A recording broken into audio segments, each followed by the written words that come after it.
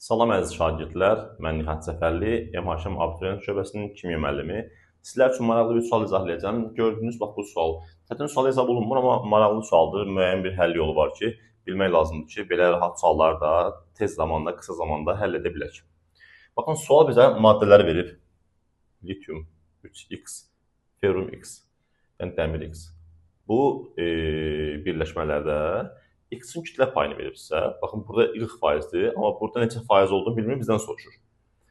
Nə edəcək? Baxın, bizə burada qeyd etmişəm litiumun və dəmirin də nisbi atom kütlələrində verilib. Qeyd etmişəm buram. Və bizdən y soruşur. Baxın, gəlin baxaq. Litium 3x. Formumuz budur. Litium 3x. Bu formulda x-in kütlə payı 40%dirsə, onda litiumun kütlə payı nə olur? Yəni belə deyim də, burada bu formulda x-in kütlə payı 40%dirsə, onda litiumda kütlə payı olmalıdır 60%. Elə deyilmi? Niyə? Çünki kütlə tamamı hamısı 100%dir. Yəni kütlənin tamamı 100%dir.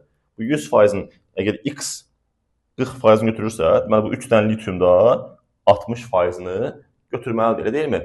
O zaman litiumun nisbi atom kütləsi nə olur? 7. 3 dənə 7 nə eləyir? 21. Yəni 3 dənə litium, yəni 21 qram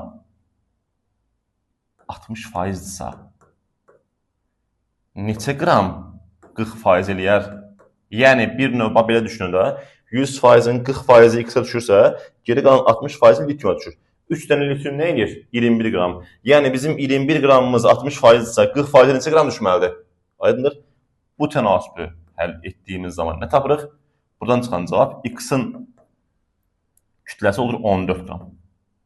Deməli, x nisbi atom kütləsi 14 olan bir elementdir. Baxın, litium 7, dəmir 56 yazmışdıq. İndi yazırıq bura baxın. Tapdıq ki biz, x da nisbi atom kütləsi 14 olan bir elementdir demək ki.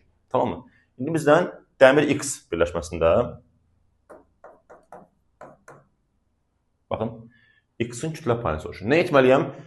Birləşmədəki x-in kütlə payını tapmaq üçün nə etməliyəm? X-in kütləsini, yəni 14-ü molekulun nisbi atom kütləsinə, yəni dəmir 56 üstə gəl 14 cəminə. Cəm nə edir? 70-ə. Bölüb 100-ə vurmalıyam ki, buradakı x-in nisbi atom kütləsini, x-in kütlə payını tapmış olum. Bu da cavab nə verəcək mənə? 20%. Yəni y-in qiyməti nə olmuş oldu? 20% olmuş oldu. Bax, beləcə.